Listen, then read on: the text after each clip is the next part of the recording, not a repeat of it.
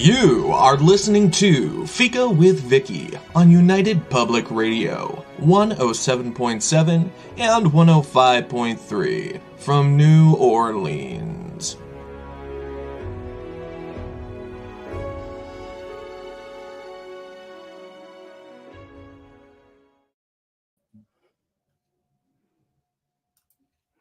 Hello, everyone, and welcome to Fika with Vicky. Our returning guests, high strangeness researcher Michelle Desrochers, and the author of the Vampyre Tales, Wayne Mallows, who should be along momentarily, and me, your host, Vicky Benison.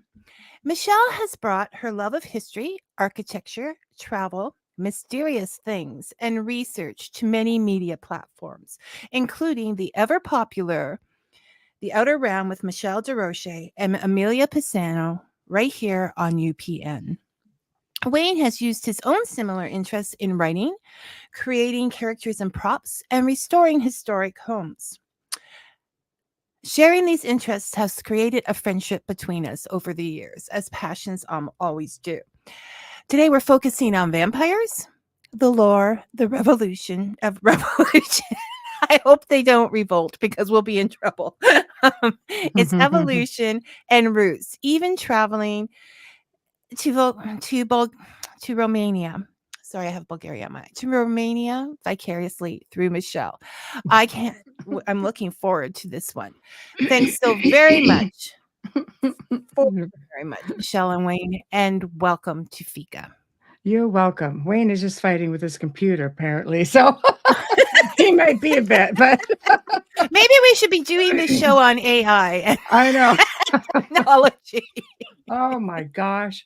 I'm just like, okay. I can't do tech and the smiling face right now. Well, I will start with you. Because you're here. That's helpful. Right. But first, Heidi, Kathy, and I'll say hello and this morning. And thank you for watching. Michelle, for those who may not know what exactly, good morning, Robin, as well. What high strangeness encompasses. Could you please give them an idea? Oh, high strangeness is a whole boatload of fun wrapped up into one beautiful, crazy package. Essentially, it's anything deemed, shall we say, out of this world, perhaps not necessarily explained, things that are not everyday occurrences, such as cryptozoology, paranormal, ufology, anything that's out there, even ancient history. You know, like I always like to use the examples of the Grand Canyon. And there's an area there that is off limits and monitored by the U.S. military because they have found Egyptian artifacts and stuff such inside. It's crazy stuff. So, you know, that's highly strange because you're not allowed near it. And why is it there? I know also, it's there, but you know. Oh, look, yay! Wayne is joining us. Hey. All right. Right. This is the Wayne I spoke of in the introduction. I'm not going to do it again. Right. Computer issues. Always. That's why I said we should have done on tech and AI. But the thing is that ancient history is all strange to us because we weren't there. There wasn't a lot of stuff written down. So it's all, what we can literally dig up as we go along, right? Or is it that we're just not looking in the right places? Because if you're going back into times of ancient Sumeria, there's the ancient Sumeria's kings list, which goes back 450,000 years ago, and they were ruling for roughly 28,000 years at a time. There are petroglyphs, hieroglyphs, things of that nature, out of place artifacts. It's all there. We've just been conditioned maybe to not recognize it, not look for it. There's so much under the water, under the soil, in the mountains. It is really all around us. We're just not recognizing, let's say, a pyramid because it's been covered over with growth throughout, even since the Ice Age, and you recognize it. You're like, that's a pyramid. No, that's a mountain like Antarctica. It's a freaking pyramid. It's like, you know, sorry, but if it walks like a duck, it quacks like a duck, it's a bloody duck. So Wayne, jump in anytime. We just started off with a definition of high strangeness, and we're already off. You're looking at that strangeness. Well, the thing is that we don't embrace growth when we're thinking about things. It's like, this is what we've learned, this is where it stays. There are different faiths that cut us off at a different timeline. Like, it's like, no, it can't happen before this, because of their creation stories. And also, I don't think we give ancient man enough credit. Like, they were busy doing all kinds of things, ancient people. I don't want to. So yeah, no, I agree with everything that you say. Lots of people saying hello here. Dolly, hi. Robin has a question. Do you want to put it up? Okay, yes. Robin would like to know, why do you think there's such an effort to keep ancient history from the masses? Well, there goes the show. Get me started, Robin. Robin, you don't know Michelle. No, no. You're about to. I think one of the reasons that they do is there's a lot of hidden technologies. There's a lot of belief that there's, a high presence or remnants, and maybe, who knows, even current of interdimensional or multidimensional beings that have been here, and that they did have a lot of technology. You guys have to think back to even Tartaria, for example, which wasn't all that long ago, where you had these monuments that would go up in 3 months, and the gone within a month, all for the world fairs, etc. There was technology that you would have these large air ships that would come in, and these large rods that would come out of these buildings, and they would power them up that way. Like, there's just technology there that is meant to not be shared with us. A lot of Nikola Tesla's technology. But if you're going back even farther, we're not the first kick of the can. There were races here. Atlantis, a lot of people believe Atlantis was an island, and there are more hardcore research that believe that they were sort of all over the world, and that there's a lot of that technology hidden. There's so much to it. It's a whole other show. It really is. And I'm happy to come back and do it anytime. Anytime, you are welcome, Michelle. Thank you. And Wayne as well. So, coming back to vampires, I gave Robin permission to go off topic because he was always asking, I know it's off topic. I'm like, we have no topic, but just work with me today, Robin. Okay. So what drew you to vampires, Michelle and Wayne? What was your first interest in them? Michelle, go first. You go Oh, first. you go ahead. I've been yapping the whole time. You go first. Wayne, go first. Okay. That's a long time ago. That's when I was just a wee little gaffer. I think for me, it's like all the kids that I went to school with, they all had their like sort of superheroes, right? They're the Superman, the Batman, all the regular stuff. And I didn't like any of the kids, so I didn't want to have the same superheroes as they did. And I didn't even know what a vampire was. So one day I happened along a show, and there was this vampire, and I was like, wow, see, I like that because he's powerful, and yet he still had vulnerability. There was that nice sort of yin and yang sort of thing about it. I really gravitated towards it. And even in the movie done by Anne Rice, the quote was sort of like, I went looking for death, and then sort of death found me, or the vampire found me. That's exactly what it was for me. So I kind of went looking for my place in the world, my superhero, and the vampire kind of found me. So that was what sort of started the ball rolling for me, very, very young age. So he wasn't part of the popular group. He was sort of in the shadows, Absolutely. living his own kind Like of me. life.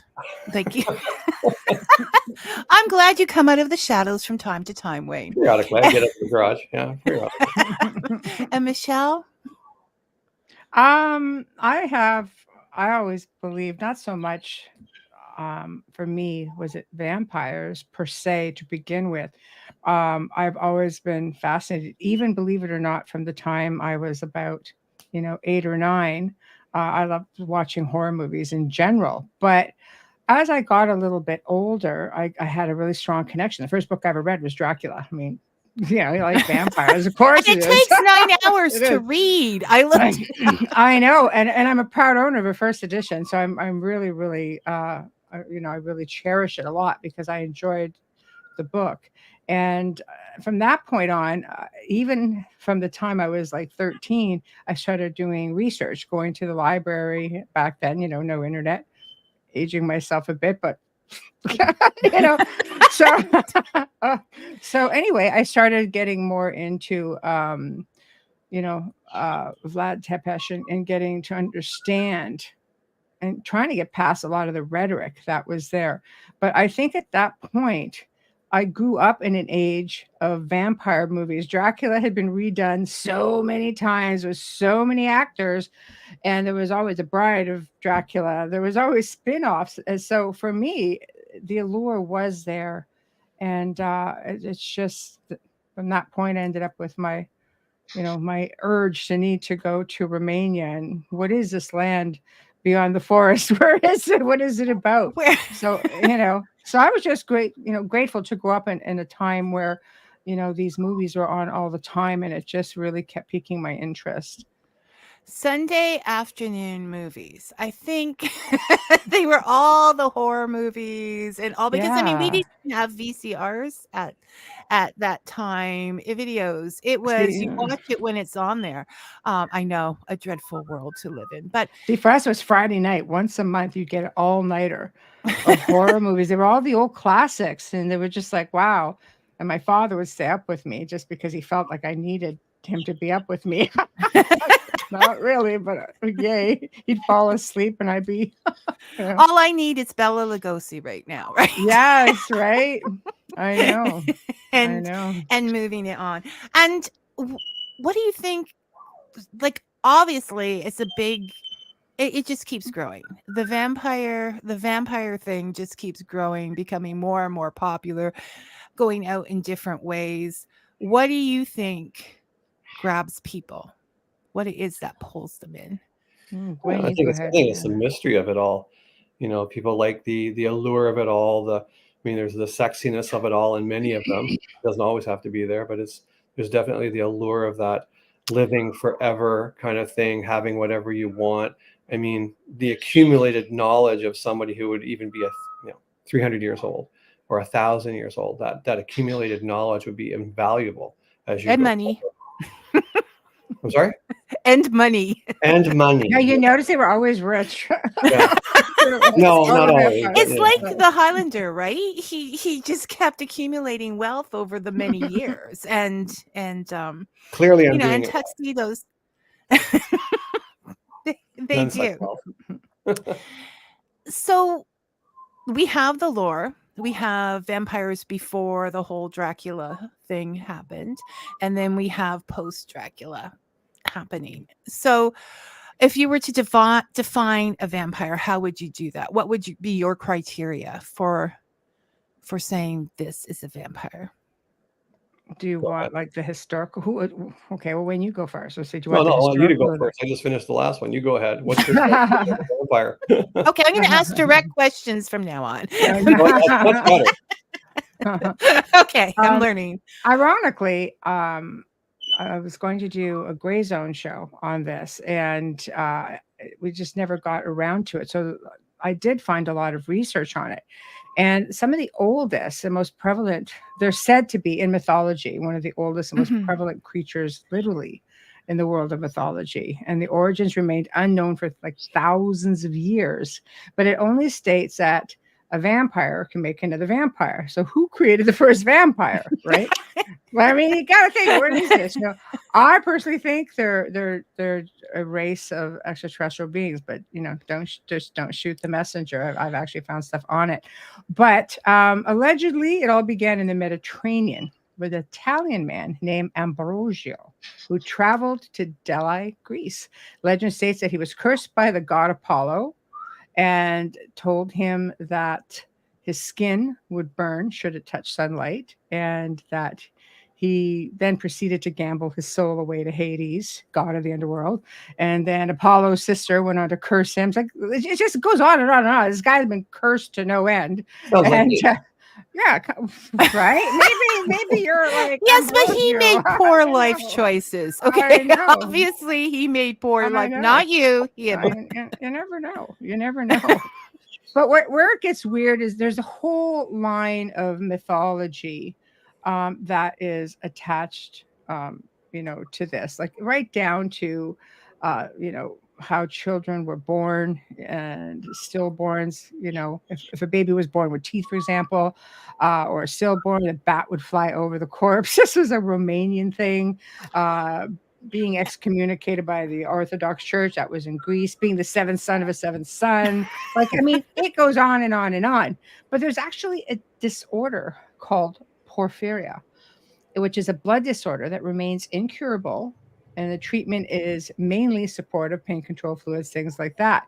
But what it involves, of course, is sensitivity to sunlight. You can end up with fangs, right? Fangs.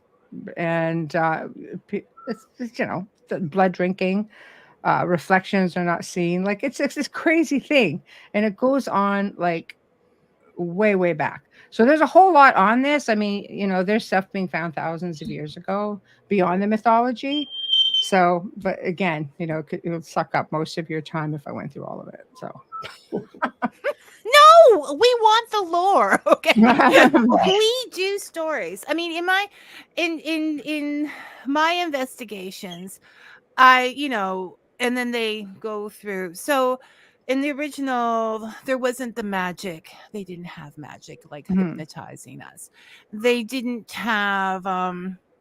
They could cross doorways. They could do. But the only thing that stuck was the garlic thing, or anything that has a pungent odor, which would keep any of us away. And the holy objects, because they fight any kind of evil in general. But what I wanted to ask Wayne is, in your series, the dark origins, where do you think you moved away or stayed with the traditional? All the stuff I just said wasn't but the classic vampire as we know it. I moved away from it. As I say before, it's like I think the danger of creating a fictional character is that the danger is you can make it do anything you want, and then if you get so far removed from reality, then you lose touch with the reader, you lose touch with reality. So I tried to really follow the reality point of view on everything. I mean, where did they come from? Every lore has a story. Like there's always like an ounce of truth in every story, I think. I always use an example when I was talking to youth groups and drama classes about vampires. One of the things I would say is like, okay, so here's the scenario, right? You've got a guy running around doing naughty things, and the town gets together and they get all the guys together with pitchforks and clubs and they go chase this guy, right? And the guy runs into a cave. So now you've got 12 guys outside going, okay, so you go get him. No, you go get him, right? So now you're having this talk outside the cave. And what ends up happening is the guy runs into the cave, he disturbs all the bats, and the bats all fly out, right? So now they're terrified because, the bats have come out and they're not going into the dark to get the guy. So they fabricate a story. When they go back to the town, did you get the guy? Well, no, he went into a cave, he turned into a bat, and we lost him. And that's how a story starts, right? So it's just to try to save face. So when I created the Vampyre Tales, I really tried to stick to a believable storyline, something that yes, he was powerful. Yes, he had things about him or her that made them different from the rest of humanity, but they weren't like, they couldn't fly and things like that. As far as religious objects go, I think that many of us take a lot of faith in those objects to protect us. So they feel that, like, well, if I hold a cross in my hand, then it's going to, like, Jesus or God is going to protect me from whatever I'm standing in front of. It gives me strength. Whereas in my stories, my first guy is very devout, actually. He spends quite a bit of time in the church, so it doesn't have that effect on him. But that's just my story. No, but it is important because this has been a story that has been contributed to over centuries, right? This comes and this goes, and this. Are you guys hearing a whistling? Yeah, it's the birds. Oh, we're parrot babysitting.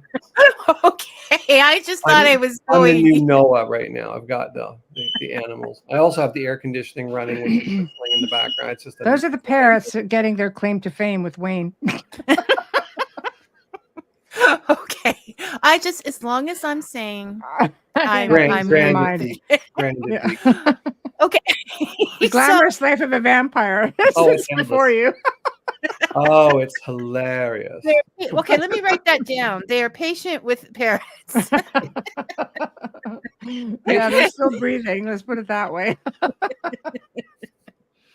So we go from these very dark origins took place during the what years were this? I can't. Sort of 1300s, 1400s. Okay, so now one of the things I heard. Well, I mean, this was a very popular time for vampires in That's the fourth that book, area. right? That's not the original book. That's the fourth one. Yes, it's the fourth one. I know, but it's still. Sure. I mean, shouldn't have favorites, but it's one of my favorites. Okay, it's my favorite. And it says to Michelle in it, which I think is sweet. So, here's your book, Michelle. So, thank you. I worked hard on it. Michelle helped with research. It really is, and as I always say, it's more of a historic. I mean, there seems to be two popular times for vampires, right? You have the Middle Ages, and then you have like, Jack the Ripper era London, right, with the dark. I mean, these seem to pull out vampire tales. So we just as far as the stories go, because and I want to get to the pictures. So we had this primitive vampire that just went after its prey, and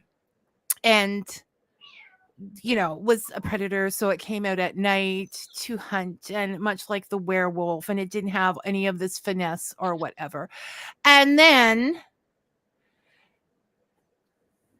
and we have the Middle Ages where I don't know what, Michelle, what you, I just want to hear what your opinions are on this. I'm not saying it's real or it's not. But I read that one of the reasons it was so popular in the Middle Ages is because in Christianity, you do not give food or offerings to the dead because it's disrespectful to God. So then people were thinking, well, they've got to eat something. And it became us. They came to eat us and our life forces. Do you think that is something that would have encouraged a popularity at that time, or? Well, I mean, ancient cultures all over the world, and cultures even in modern time, give food, and leave food. Oh yeah, no, there's nothing wrong with giving. That's everywhere. Yeah, I mean, you're talking about a specific, period of time. Yeah, I mean, I you know what? I don't really know. I think, I mean, why do people go to bed with garlic around their necks and hanging on their doors? Because it works, according. I'll tell you exactly why they do that. I mean, you want to be technical. I mean, the word vampire didn't even show up in any sort of written literature until 1734 with events that go back 4000 BC. Yeah, there's your origins, 4000 BC. So I don't know. Did the lore always talk about them being, bloodsuckers? Because some vampires can actually eat food. Mine do. Yeah, there you go. Yeah, no.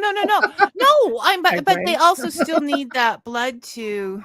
that life force. I mean, and a lot of Okay. people believe the idea of blood comes because it is a life force, and so it Exactly. could be energy, like Colin Robinson. I would lean towards energy vampire. personally.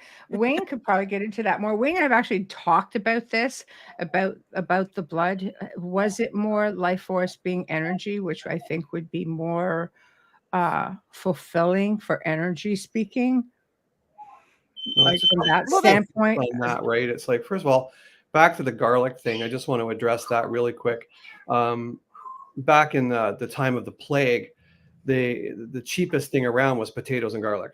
So the poor folk of the world, that's what they ate. So Mhm. when somebody came down with symptoms of the plague and your skin was rotting off your body while you're still alive, there was no hospital. You didn't just take dad over to the hospital. You looked after him in your house, and it stunk, right? So what they would do is they would hang cloves of garlic in the bedroom and all around you, and you had open sores all over you. And they would just tell you, well, Teddy, we're going to hang this garlic up to keep the vampires away from you.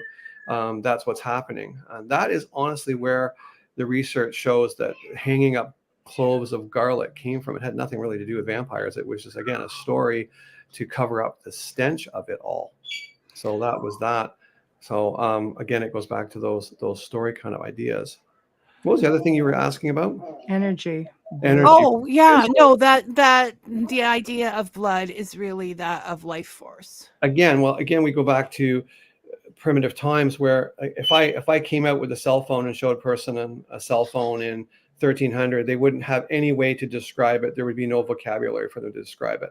So if a being, a vampire, extraterrestrial, whatever you want to call it, came down and says, well, I survive by taking your life force, that's what I do, they would automatically equate that to blood, because if you take someone's blood from their body, hey, they die, right? And that's what happens. So if someone came and said, I'm going to take your life force, and that's what they would think they were doing. So it could just be misinterpretation of what is there. Yeah, no, it's all part of how the lore gets distributed into story. Okay, so Robin, you asked, where did the vampire legend originated from? Does it go beyond Vlad the Impaler? And I think Yeah, we covered that. Yeah. yeah, no, we've definitely Mhm. answered that question. So as it's like, so like the confusion being, I'm sort of looking at, the Slavic, the area where vampires, so I mean there are stories all over the world, but Yeah. where we know of vampires coming, and there are still people doing vampire burials because that was a Well, historical the older thing countries, today. I agree with you on that. The older countries, I think, are very, very, you have people who are very superstitious. Technically, when you're going back 4000 BC, it's ancient Sumerian Babylonian myths that talk about all of that. So that, if you think about it, people look at the ancient Sumerians, there's a high concentration of belief that there were reptilian beings there from space or underground, wherever they came from. So that might fit the bill of the myth, sort of thing, But I know that in places like Romania and the Slavic countries, like you were mentioning, there is a really high level of superstition still. Yeah, no, Yeah. there's still burials happening. Like in the Mhm. museums, they had exhibits in Bulgaria of vampire burials as part of their history, as part of the lore of the country. But Mhm. even he was surprised that this was still Mhm. happening. Right. So Dolly says fear governs responses to illness these people had to deal with. The disease was an autoimmune syndrome. People then went to natural antibiotics to make better. Okay. So Again, I'm that looking. goes back to what Michelle said about being sick. Yeah. And I mean, again, Mhm. you look at weird things and superstitions and stuff. Somebody dies in a village and then all your sheep die. Well, that's a coincidence, but hey, there's a connection. So they go and dig up Uncle Ted, and they weren't used to decomposition and digging up bodies and what happens. And well, you know what? The hair still grows, and then your gums recede. So you got these fangs and blood gurgles up from your stomach into your mouth. It looks fresh. all of a sudden you've got The Walking Dead happening, right? So this is how all that came from. Yeah, Well, I think that's a lot of it is generation too. And I'll give one quick example. When I was in Egypt, I was asking about the curse of King Tut. I had two different guides. One was an older man, and I had just been to the museum. I got to see the whole thing at home and at the Cairo Museum. And the older generation would say, "Oh no, there's this bad curse, and you have to be careful." The younger generation, he looked at me and he started to laugh because I wanted to get the view of both. And he just right, said, right. "Well, the older generation liked to believe it was a thing," but then he went on to with the more logical explanations. So I think the mindset plays a huge role in all of this lore. No, Well, it definitely does. exactly. It does. It's not knowing. I mean, what is stories are explanations for things we don't have yet. So Right. I It's mean, true. I mean, you're from the not. very first story by the fire. Mm. So when we talk about the stake in the heart and things, shallower graves or farm implements, which Mm. sort of made me laugh because I see the villagers heading for the castle with all Right. their farm implements. But Mm. farm implements will fix that corpse to the coffin, so it's less likely to get moved around by animals and things, Mhm. taking it away. So the movement, the bloating, all of those things they had no understanding of, Mm. and so it sort of went from there.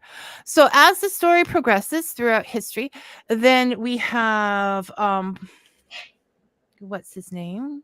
I wrote down Polderry. I think that is how you say it. Vicky, you had this all worked. Okay. Polderry took the challenge out with the Shelleys and Lord Byron to write a ghost story and wrote the Vampire. And then Bram Stoker at a perfect time. I mean, there were other stories that were starting to come out during You that had time as the Nosferatu as lore well. came out. Yeah. Yeah. Even Leo Tolstoy's cousin wrote Mhm. one, which I had no idea. So then he took all of this together and at perfect timing wrote Dracula.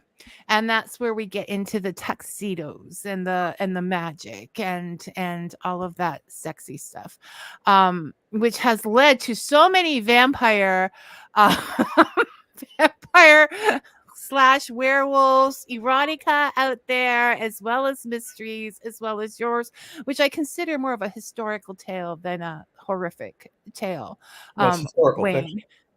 Because which is why I mean there's a lot of historical research done in there. So we have Brahms Dracula, and we're headed for Romania, which is the accent that we've all got used to in those late night or Sunday afternoon movies. Mm. Michelle, do you want to take? Take pictures? Is that what you want? Well, we can What go do you through want to his talk about? history Um, as we go, and if you want to, I'm just gonna check. well, Vicky, Mhm. I want to just bring a point up here with Yeah. what Michelle made about Nosferatu, and as you say, historical fiction is what I write. And what I found interesting was when I was researching for book 3, Unnatural Selection, what I found was something fascinating about the Nosferatu tale was the fellow that wrote it. Because my memory's really going, but I think it was his brother was in the German infantry in World War One, and they were on maneuvers to get to wherever they were going, and it was getting dark. So they marched into this little town, this little village, and they set up in a barn. The guy went to the head guy went to the farmer and said, "Can we stay in your barn overnight? It's going to be cold." And the farmer said, "Yeah, you can stay in there, but once I close the door, like put the barrier up to keep the door closed, right? Because there's things in the woods." And they laughed. They just said, "Well, it's just like we don't care. We have guns. If anything comes around, we'll shoot it." And the guy basically said, "Your guns are useless against what's in the woods at night," right? So, and they spent a terrorized night in this barn, just terrorized. Claw marks, all kinds of stuff. Now, no one knows what it was, but it was enough to scare this guy so badly that when he got out of the war, he spoke to his brother and said, "This is what happened out in the woods." And his brother went on to write Nosferatu. And then what I did in book 3 was I took sort of artistic license and I actually had that guy, that infantry soldier, meet my character, my vampire character, in the trenches in World War One. And when the sort of interrogation afterwards came of the one survivor from the other side, he said, "What did you see?" And he said, like, "I saw a red-eyed demon." Like, "Why did you guys send a red-eyed demon to kill us? Like, what was that all about?" And when the commanding officer went to talk to my guy about what he saw, he said he doesn't remember anything, but he did ask what the name of the soldier was. He goes, "Oh, he's a young kid. Like, why do you care?" He goes, "I don't know. It just seems sad. He's a young guy, right?" And he quotes the name, and it's the name of the guy from the 1st Infantry whose brother wrote the book Nosferatu. So that's why I try to tie everything together in real history. Yeah, no, and so that was World War One. That's right, yeah. Because it was 1922 But when that's creepy. Nosferatu That's comes creepy out. because that's some kind of an eyewitness account there of Something happened. something very unusual out there that was terrorizing them. We don't like to think about that. I know. I know. It's like, a thing, did you want right? to take a few questions first, or do you want to go to the pictures? I'd love to talk a little bit about what Kathy made mention of.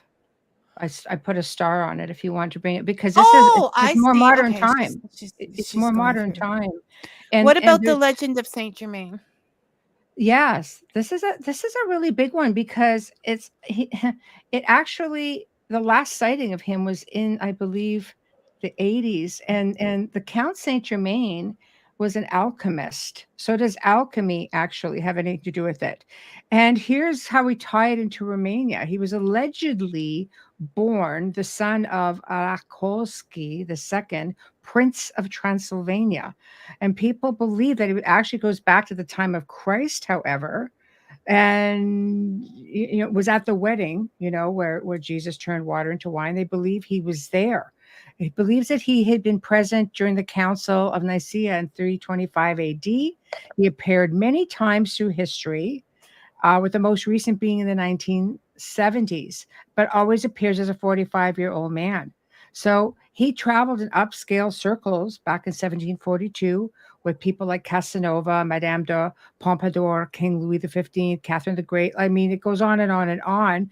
Very refined, many languages. That talks a little bit about, what we were talking about with respects to fitting the bill, I guess, of what we're used to seeing. He's linked to secret societies such as the Rosicrucians, Freemasons, Illuminati, Order of the Templars, Knights of Light, Society of the Assistic Brothers. Now, the Knights of Light, I thought I read something about that at one point, some connection to Romania. But, allegedly, it went on and on and on. And after he disappeared in 1972, his most recent appearance was 1972, but he ended up in New Orleans, hometown of United Public Radio, and allegedly lived in Louisiana going back to 1902. And the address was this, people always go here, 1041 Royal Street. And I have to tell you, there are so many vampire stories, I think, which is why Anne Rice may have chosen New Orleans. She loved because of the multiple vampire stories and sightings in New Orleans. Now, to take one step further, to Count Saint Germain, I just happened upon this article. I'll share it with you about Einstein. He goes, it looks like Albert Einstein accidentally proved the validity of Count Saint Germain's methods for achieving immortality. So he actually proved it. I know. And then it gets into this mathematical equation that comes out, which echoes the scientific echo of the Hermetic principle, as above, so below. But the key lies in his discovery that energy cannot be created or destroyed, only transformed. So it goes on and on and on. But he says, as the universe survives transformation from one form to another, so too can consciousness transcend the physical body and continue to exist in, obviously, astral zero planes. So are we seeing physical? Are we seeing spirits? Ghosts? That is the question. Okay, people, look up Saint Germain. for I know. further research. Right. Okay. So now where would you like to go? Wherever you want. Okay. I just, I was there anything else you wanted to answer there, or are you good? no, I'm good. Yeah. Okay. All right. So we'll bring up a picture here, and Okay. Michelle can tell Okay. us a little bit about. Okay. Well, that one is. I'm going to just play around with this for one bit because this is in my album, and I don't want to have people in it. So I had a different one altogether up here. Okay, let's go with this Michelle one. has a huge Romanian album. It's like 1,100 pictures. Yeah. So So well, this is oh, when I go ahead. visited July 13th, and of course my friends who I was with up until August 29th. I mean, I still get pictures that I added to the album, so that's why there's a recent date on there. But I thought I would share with you Bran Castle because this is the one Right. that has been seen in all the movies. You know, if I drop the pictures out for a moment, it's only because I'm going through the album. So I'm going to start right here. This is coming up to Bran Castle. Okay. And I'll go forward. Okay, that's looking down from that trail. So as we come up, we start getting, this is what comes up the hill. So we see the large cross. Mm-hmm. So what people don't realize, sorry, let me just sort of get through some of this. This is the entrance in. Not as grand as one may think, right? So, but it's believed that Dracula, like this is sort of like a border castle, and it's believed that he never even spent a night here. Like they can't really prove that he ever actually spent a night here. So it sort of makes you wonder then why the allure. You go in there, there's stuff all over the place, you know, pertaining to Dracula. This comes around the side a little bit. But I really just wanted to give people a little bit of a glimpse of this incredible castle surrounded by the Carpathians, looking down. I mean, it is beautiful. Romania is probably one of the last European countries that is, you know, it started being forested when we were there. And I know even now, King Charles now, who is a direct descendant of Vlad, it fights very hard to try to preserve the wildlife in the forests here in Romania. So you can Because see it's because quite it is, beautiful. yes, from the pictures it's beautiful, and looking at them earlier, that's one of the things I wanted to ask you. Do you think that landscape, that atmosphere contributes to lore in different areas? Like there is a richness coming out of Romania with lore, and it is so beautiful, misty, foresty. Do you think that contributes to it, or it's just Oh people heck yeah. talking? Heck yeah. You just have to go to the haunted forest for that. It's I think your mind can run away. You can run away with you for sure. Or from you. It's you get into some of these dense places and you look at this castle stemming out into the shadows. Even like Bram Stoker, who has never been to Romania, the way he envisioned it and the way he wrote the story, um, you could put yourself there. And there's whole tours. Stoker does whole tours on the places named in the book.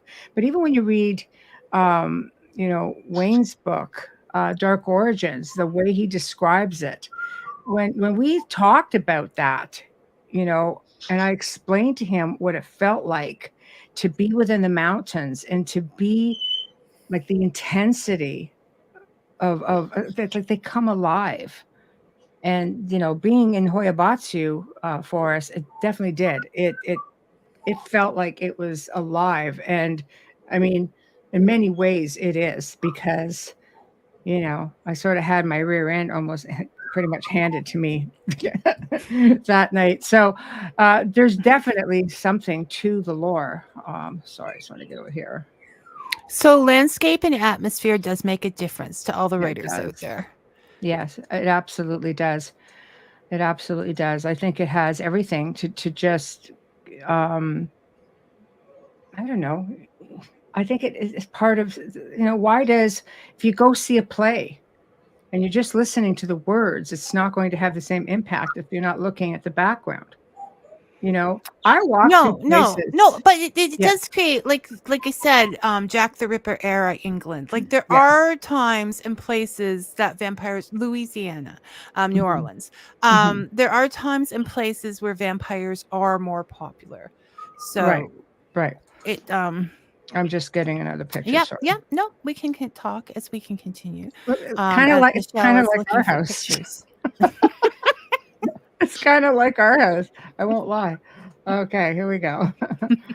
um, I look at some of these pictures and it's like people often ask me, where do I get inspiration? Because they've seen some of the photos I've posted of some of the pieces Interiors. that we have, the Yeah. interiors. Exactly. This is the inspiration because much of our furniture is like this.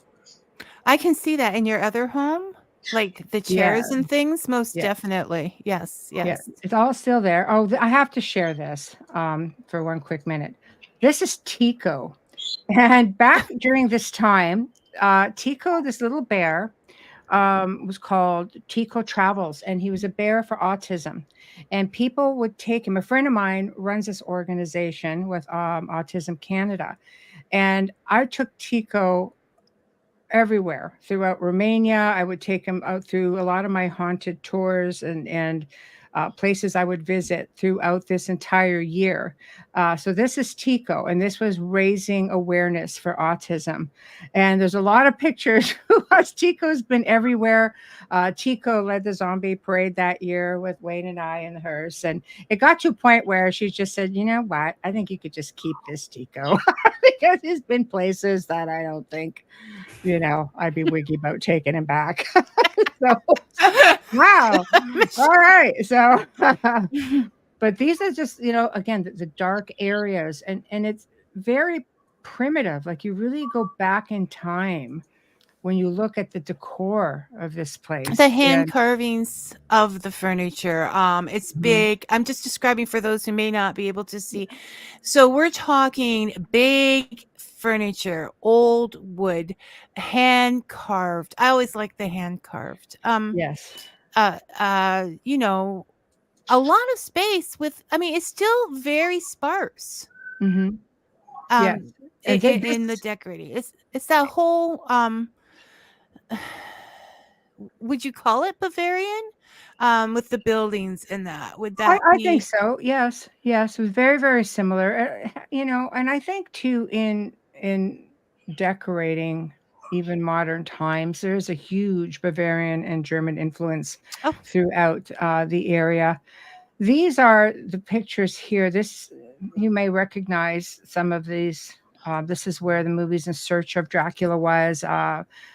Christopher Lee, I think, had a big part in that. And when he was Dracula, you would actually see the outside here. Okay, we're getting into my funky dunky. So let me try to get back to some good pictures. But no, go ahead. Oh, I was just going to say, if you are just listening to this episode, please come back to Michelle's Canada's Most Haunted site or the station site, UPN or Fika with Vicky, and take a look at these pictures. They're absolutely gorgeous. So you don't want to miss those. Okay, go ahead, Michelle. Yeah, no, just showing more photos. But you see, let me just look at it. It's so primitive. Yeah, it takes you back in time. I think the one thing I have truly loved about my travels and my work has been because I can be in places like this. I've been in many incredible places throughout the world, and these are the things that stick with me. Just these incredible, yet primitive. And the huge stone fireplace and the stonework as well. It's just, and to know, obviously when you go to these places, you're standing there and thinking of all the people that have come before you. Mm-hmm. It's not just walking into something new and the contractors were there. No. I'll tell you something though, looking at these pictures, when you look at how massive these armoires are and these wardrobes are. And then you look at the staircases that are super narrow and the hallways that are really low ceilings and really narrow. And having moved Michelle's furniture I was going to times, say. I marvel not at the beauty of the item, is the guys that had to carry that through those little tight spaces and not scratch anything. Because that's who you relate to, Wayne, the guys Absolutely. who have to That's what I carry see when I look at all that. It's a marvel. It's Yeah. true. There are pieces of furniture that it literally takes, several people to lift. One chair you have takes 3 guys to move it. So, Okay? hey, That's a you chair, took that okay? table that if it's heavy, it's Michelle's. Yeah. But I haven't seen an image of a window. Now, were there big windows? Could there be Oh, levers and pulleys used? I did. Let me go back and get some windows. I was probably looking at Wayne. Like, is it possible that there were levies and pulleys used to lift this from the outside? Okay, one second. I'm just thinking here, Here's Wayne. an What do you think? example. Here's an example. Okay, no, Well, it's little windows too. they're little windows. I mean, not that there aren't bigger ones, not here per se, and you've seen the doorways, like the narrow, I really think that, some of the castles, like Corvin Castle, again, they were much the same. You didn't want big windows. You did not No, because want. they were fortresses. They were for protection, not castles the way we think of a Disney princess No, palace. exactly. Those are Exactly. palaces. You can see everything is just fortified. So and the hallways are small. They're not really large. Right. So this is the outside again. But these are the popular scenes, the popular shots that you would see in documentaries. You really didn't get to look at the interior of Bran Castle, Adi, one of our team members, my teammates. So you really did not get to see this stuff very often. This is why I really wanted to share The interiors. interior, because unless you go, you just don't get to see it very often. This is probably the most popular photo of Bran Castle right here, is this tower. This is the one, the big squared off tower, and this is what people recognize when they see Bran Castle. So Right, no, it does. Tico did all right. So The stonework. Tico's Yeah. been everywhere. The stonework, and because they were fortresses, because these were not peaceful times. They were not peaceful times, and you know what? There have been haunted shows. I'm just getting to some more. There have been Yeah. haunted shows about this where they have filmed at this castle, and allegedly it is very haunted.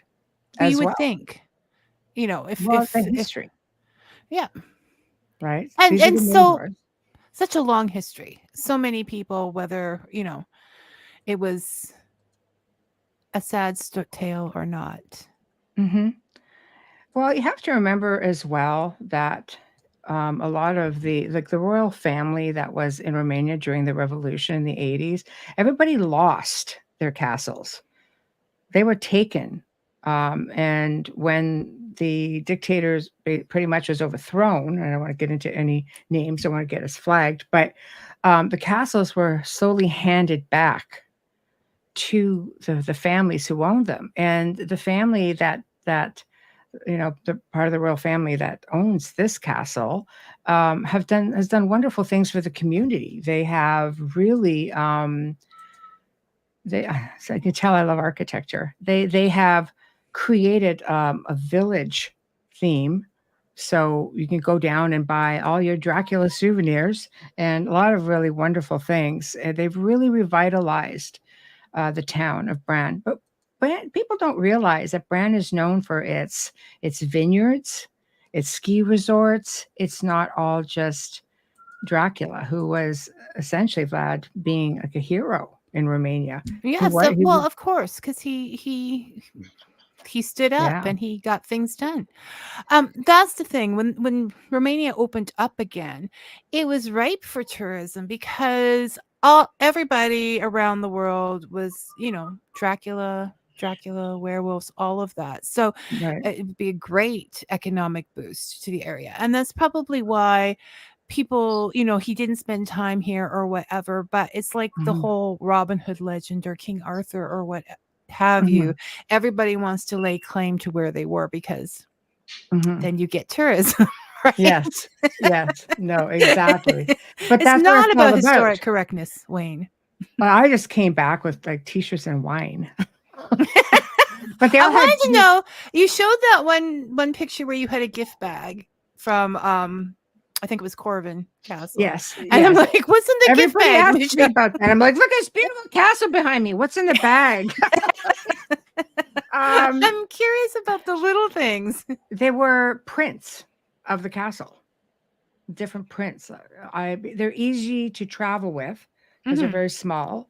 And we were there for like almost 3 weeks, so I had a lot of stuff to buy. I ended up buying luggage to come back with. I'm not surprised. I know. I'm So surprised no furniture got sent. Did furniture get sent home? no, not on that trip. Did you want it to? Yes, all of it. But yes, but there are prints that were done by various artisans back there. So yeah, there's so much to see. But that was essentially Brand Castle. So that's the interior for those curiosity seekers. So I had them listed on my Facebook for a long time, and then I just took off a lot of my personal photos. But those all would have been there, so they were up for probably a few years for people to see and Well, share up. yeah, no, thank you for sharing because I mean, if you want to share more, Oh, feel free. yeah. We're here. Okay, The sure. boss says I can go overtime. So, Right. Okay. Yes, this is true. This is very true. Okay. so she Um, gets to do whatever makes her happy. we'll come to Hundora then. How about that? Castle Corvin. This is the one they call it the fairy tale castle. It's been in all kinds of movies. It's been in all kinds of the paranormal shows. I'll see if I can hold on here again. Trying to keep people's personal images out. So this is it coming up to it. Wait a minute, where'd I go? Come on. Okay, there we go. There we go. So it So was this is under. one that you see in a lot of programs. It is. Corvin. It really is because it's very picturesque. It's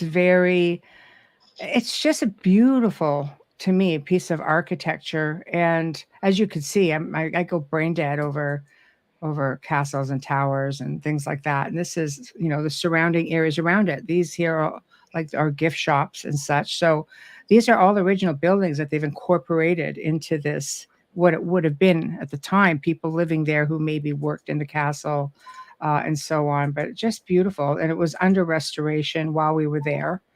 Lots of different parts of it were there. Also haunted. And the reason for that is it's believed that the story we were told is that there was somebody who worked at the castle in modern times, and they were doing, I guess, sort of not seances, but satanic rituals in one of the areas where there's sort of a crypt area where there's a sarcophagus, and it sort of just brought something in, and then that was it. The person was fired. Well, all that sort of stayed there. So there's that. And this is where Vlad was imprisoned for about 10 years. He was imprisoned a couple of times in his life, and this is one of those locations where he was there for a very long time. I'm just getting there. You go. There's a famous picture with the bags. With the bag. I did Prints note that I the bought there. beautiful castle behind, but I had What's in the bag? information on that. I did not have information on what was in the bag. That's what was in the bag. I'm pretty sure the bag makes an appearance a couple of times in here. It does, But, which is why it was just, there was always the bag, but no unveiling. always the bag. Well, Vlad did not have the most wonderful childhood or early years, and that explains a lot of why he developed the reputation that he did. Well, he was also the sign of the time. So people, he gets this rap for impaling people, but you have to remember he was raised by the Turks from the time he was 5 years old. And the Turks were impaling everybody all over Europe at that point, where the Ottoman Empire had control over. This was a sign of the times. He was the reason that he was a good military strategist is because he was taught how to be. So And who to taught scare him that? people. You come up to a castle with many people on poles outside it, and you're going to be at least not concentrating on what you're supposed to be concentrating on. And if you were me, you would run away. It would not be good. But yeah, we forget a lot about that in history. The times are the times, and you do what you have to do to survive. And Right. and so just that's getting sort it. of how he got pulled into the entire vampire slot because of his reputation for being violent Yes. and Well, necessarily so. So he is a hero yes. in that area, not a villain. No, he is a hero. I mean, he had a very small army compared to the Ottomans, and he managed to hold them off quite a bit with help from allies and family. But in the end, obviously, it is what it is, and there's a lot of different conspiracies involving that. So again, these are just some interior, exterior shots that you won't see. Very primitive, Melissa. Me. This is Hey, the what? area where they allegedly had this dark ritual. And you look down uh, off of a whole other level, and you can look way down, and this is what you see. So this is where it happened. See, I would kill for a chair like that. See, she's shopping. Shopping. She's shopping. You are not going to find that on Marketplace, Michelle. No, you won't. That's for sure. But I've And come Wayne's close. like, I've come close. Wayne's like, thank goodness, because I don't want to know how heavy those chairs I, are. I can check tell you. boxes. I Yeah, can tell you how heavy those chairs are. well, we do have some How similar heavy are those chairs? Wayne? chairs. They're very heavy, aren't they? The small ones that are Oh, yeah. upstairs. Yeah, they're solid. Sorry, Wayne. You're not sorry. She thought if she was sorry, she would stop. I should stop. I'm causing trouble. I see chairs, and he looks at me, and I'm looking at something. He goes, it's not a chair, is it? I'm just like, yes, it's a See, chair. I have two criteria for chairs or for whatever she buys. Right? Is it old and one of a kind, and is it extraordinarily heavy? Like those are the two things it has to be before I will agree.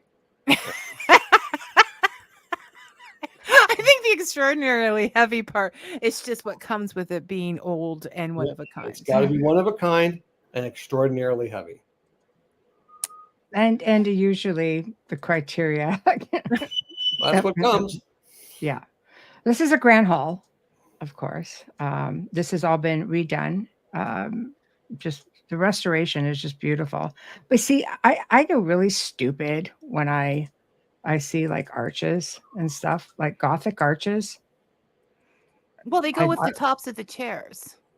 They Yes. sure do, don't Yes, they do. They do. So it's all part of the Oh my goodness.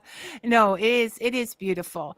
Like once again, I say find one of the sites and go take a look because they're beautiful, beautiful pictures. Thank you. And Thank you. So and I'm just that's yeah, so there's all kinds. I mean, my God, pictures could just go on and on and on. I like people to get a little glimpse of what it was like to even live in this time. It's very primitive. the story, okay, quite often fact is more exciting than fiction. And the story behind Vlad the Impaler is as interesting as Dracula itself. Like when you start going back in time and researching behind the fiction, you you find just amazing things, and it helps you to understand what is, okay, we're not there yet, people, but we've come a long ways I know. as far as civilization when you look back at these things. Yes. Yeah. I've been very fortunate in my life. I really have. I've been fortunate. I have visited some incredible places. And I always say I leave a piece of myself behind wherever I go, and I bring a piece back with me. See these quadrifoils? Same idea as Gothic arches. I go stupid. So I No, but do. they're beautiful. It shows artwork. It shows the individual artwork of these things. I mean, you don't have to be religious to appreciate cathedrals. You No. don't have to be. There is nothing. I love architecture. Like, even if we go to Philadelphia, like, I mean, that's obviously much more modern. But the earlier stuff there is just amazing to look at. I love to walk around streets and look at the different buildings and architecture, so I get it completely. Yeah, And the it stained is glass is box there that you we said picked up you from the market. It weighs a lot too. Yeah. This is this is wow. no Wow. it has to be, not that I would, everybody is themselves regardless of gender, but I do know that when my husband and I went to visit a Buddhist temple and for an open doors thing, and there's a great big giant bell at the top of this building, and so when they asked any questions, did my husband ask about the enlightenment or the thing, he said, yeah, how did you get that bell up here? And then all of But these it's guys were true. nodding. I know. Like, how? And they put it in before the ceiling. They pulled it up with a crane and put it in before the ceiling was in place, because I figure Right. Wayne wants to know that now. But Right. it is a thing, different ways. The Yes. loveliness and the practicality. So, and Vicky has a lot of experience with your chairs and restoring and finding. But that's where it works, right? Because while Mhm. he's restoring something back to its original thing, you're out shopping to get those original things. So it's She's shopping to get the next thing that needs repairing. I know. I honestly, I get devastated because I found a pair of chairs and I almost lost my mind. And they came up and I looked at him and I said, I don't care what it costs. I'm going to own these chairs. And he looked at me. Because I think you probably tell by look on my face. I was like, no. This is going to be a thing. That guy took them off the listing and it haunted me for days. I'm just like, where are my chairs? So, yeah. So I do get a little, yeah. But for me, it's because I resonate with all of these places. I'm sure it's a past life thing. I just resonate with these places and surrounding myself. Like, people will look at me here, for example, and go, "Oh, what a beautiful, is that a set or just like a screen image?" I'm like, no, it's kind of like what our house looks like. And it brings me comfort. Like, when I look at them, I look at the workmanship, but I resonate so strongly with that type of furniture or just having it in my space. It's as close as I can get to it.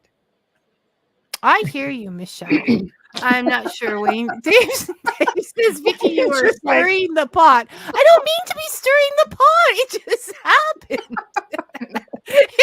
I think the pot was he's a already good stirring sport. with a magical spoon. And Yeah. you're just accusing me of Oh, holding I on. know. He's a really good sport. No, it's not. And everybody has their things. And there's the practical as opposed to the aesthetic of something, right? So Right.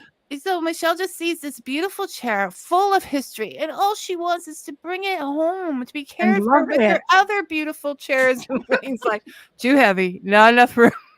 I know. Well, there's two things that happen when it comes down to that sort of thing. There's the me, and then there's the Michelle. So there's the me, who is trying desperately hard not to damage anything when we're moving something, and she'll hear like a little like that, and she'll be like, "What's that?" What'd you do? I'm like, that's okay. It's okay. It was my elbow. Don't worry about it. It's fine. It's good. And then it's all in position and she'll be moving something around. She'll walk through it. I'll hear this boom like that. And I look at her and she looks at me. I'm like, oh, glad that wasn't me. And that is the difference. So, you know. I mean, I'm wrong. When the Great know. Michelle I know. Museum is opened I and know. they all find a home, then all will be well. There will be people hired to do this. And Wayne, you can take a holiday, which you will not take because you will find another project to restore regardless. Okay. Much like how the vampire finds me, the project will find me. Oh, you go Even looking if for I the don't want project. it, it finds I me. don't think the project The finds project you. finds You me. go I moved looking into this for it. place. There was no projects. Now I have 7. Michelle. Yes. What do you want from me? So vampires. Yes. So Dracula came in and we have this debonair, the sexy, rich guy happening out there. And they seem to be getting more and more sexy as we go along. Mhm. Is there I any know. explanation for this, do you think? Or is Wow. just Have you this seen the cover of Dark Origins? once Whose again idea do you think that was? a favorite vampire in here for It's marketing. It's marketing. It's all marketing. It's like, you know, It's- if you've got some, you know, ugly looking dude and no, but everybody can relate to that dude. Nobody wants to go pay $15 to see their own life unfolding in front of a screen. I mean, back in the day when they started filming the vampire stuff, when they first did the bite, they were like, "Ooh, no! It's got to be pretty. We're gonna make 2 little tiny holes in the neck because you know why? We don't want to upset the female viewers." well, And that's also, exactly what came down. but also, yeah, no, it has to be clean and it has to be Yeah. sexual. But also, if you actually bit down on someone with human teeth, you could make them very sick. And Mhm. drinking too much blood can make you very sick. Not that I know this from experience. This is just Not what Dave says. what's that? Not what Dave says. Well, this is what I'm not Dave's saying like, keep me everything out of I know. it. You're just researching as you go along. I'm just researching as I go along, Wayne. I don't want to cause any. I mean, if you were in a hurry, like I always go back to the logic of it all, right? If you're a predator and you've got to make a kill and get a pint or a liter of blood, whatever, out of somebody's body in a hurry before somebody comes along, you are not going to make 2 pinpricks. You're just not. You're built differently. Your mouth would be different. Your teeth would be different. You would remove a large chunk of that flesh and get it out of the way so that the blood would pour easily. And As we imagine a that's werewolf what I do. attack to be, Yeah. it would be the same kind of thing. Yeah, it's vicious and it's quick and it's over. But we don't, and to be honest, during this era, with all the physical labor and all of the heavy picking up of anything and the armor and that, they would be more muscular because they are not eating French fries and they're working out. Their life is a workout. Mhm. But I would like to say to the author, much like Outlander, where there is a Jamie Fraser that is a woman writing his lines and his sensitivities, but you did this as you, Wayne. No one would suspect here and now that this is you, Wayne. Yeah. You wrote that, and so I highly suggest these books. If you're in the area, you can meet him somewhere to get them or order them through the mail. Is that where we're still at, Wayne? Yeah, that's where we're at. That's where we're going. Well, Yeah. I think this has been a great introduction into this subject. Like, there's so much. Where do you go? And what Can do I you guys leave off with one thing? Yeah, no, you do whatever you want. I'm just Vampires in the New World. There was a case. This one has been on quite a few shows. Her name was Mercy Brown. Right. And she was known as New England's last vampire, which is located in Exeter, Rhode Island. This was, I think, 1892 when she died. She was 19, of consumption and tuberculosis. And back then, there was a large vampire craze in that that town, in that area, and they believed she was feeding off humans. They exhumed her. Her heart was removed and burned, and the ashes were put in a mixture and fed to her sick brother to ward off evil. But it goes to show, I think, when people came from the old world into the new world, you bring with you your traditions, your stories, you bring your folklore. That all comes with you. And I imagine if you are perhaps, a vampire, then of course you're just going to do what Vlad did when he fired himself off to England, right? So I think, could we in the new world, like the Count Saint Germain who ended up in New Orleans, could they have come here? How many walk among us? New Orleans is said to have many. People have been attacked and said he was there one minute, gone the next. I'm a firm believer that the stories come with us, and what stops any other being from coming as well? Nothing would stop them. Whether they're other dimensional and they come through doorways on this side of the ocean, I mean, they can change their vampires as we know them today are very much human in look, or they can change that. I agree. I think, do they walk among us here? And are you going out tonight without your garlic? No, the Mercy Brown story is, I did thank you. I do want to touch on that. It's a fascinating tale. Like so much of it. So there's a lot to begin with here. There's a lot of places for people to go and research some bases behind the lore that we have, why it would happen. Wayne, there's a new Nosferatu movie out this year. I saw while I was doing all this. I didn't know, so I don't know. I don't know if you hate new things. Hate everything. You don't hate pizza. No. So we have major.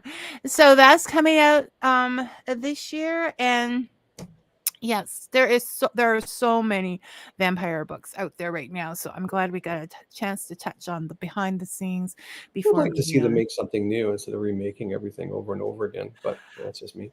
You know why I'm angry at AI right now? I'm angry at AI right now because there was a trailer for a movie that was supposed to have Keanu Reeves in it, a new Dracula movie. So I was all excited. And it turns out that it was just a fake made with AI. And this movie is not happening now. It's like Dracula Uncovered or Untold with Luke Evans. After the first one, then they said, oh, there's a new one in production. Yay. Because it goes, I love it when they, like Bram Stoker's Dracula, when they merged some of the past and the history in with the lore and part of what the book says, and they keep coming back and forth. I love that. Well, more so, like, what was the latest one? I can't remember. The actor was on the last Lord of the Rings, and he's been on a few things. But that one definitely had Vlad the Impaler as Dracula. Like, they showed the transitions, like when his wife was dumped from the tower, he just put it all in and became a vampire. And I think any good husband would do that. Was Luke Evans. Yes. Luke Evans. Oh, okay, that's Luke Evans. Yes. Okay. But that's what I mean. I couldn't remember that. That was excellent. But it was about Vlad, right? It was a story of Vlad. And then he just sort of did this crossover. There's a lot of stuff there that you can go into a whole other direction. It is crazy stuff. It was, I'm sorry. Because I didn't know the actress in that. And I always think you look at much deeper things than I do, Michelle. Always. This came on, and this was on Netflix, and I happened to catch it, but I couldn't remember the name. So yes, I agree. And that is, I was going to look it up too before this. That was a good portrayal. Well, I think I liked it. Okay, so thank you very much. We're going to say goodbye. I don't want to. I hope you had a good time, Wayne. Oh. That's Wayne having a good time. It's It's true, people. It's true. Okay, Take it personal. It's just me. and Well- and thank you for so much for all the comments and everything. There was just a ton to get to. So thanks, guys. Thank you Take for care, having and us. we'll talk again real soon. Okay, Michelle, come back in a couple of weeks or whatever if you want to go down. I can't even remember what that was, but there was another topic. I'll go back and watch. Ancient Okay. civilizations. Yeah. That's it. That's it. Yes, Take care, yes. guys. All right. Bye. Bye-bye. And Michelle's still there. I thought okay. Okay, she's back. She's back. I'm hitting this remove. I'm not that I want to remove you. It's just all right. That's what we normally do now. Next week, Daniela Samini will be back to finish the conversation we didn't finish 2 weeks ago. Until then, may your coffee be hot and your story sweet. Thanks for listening, everyone.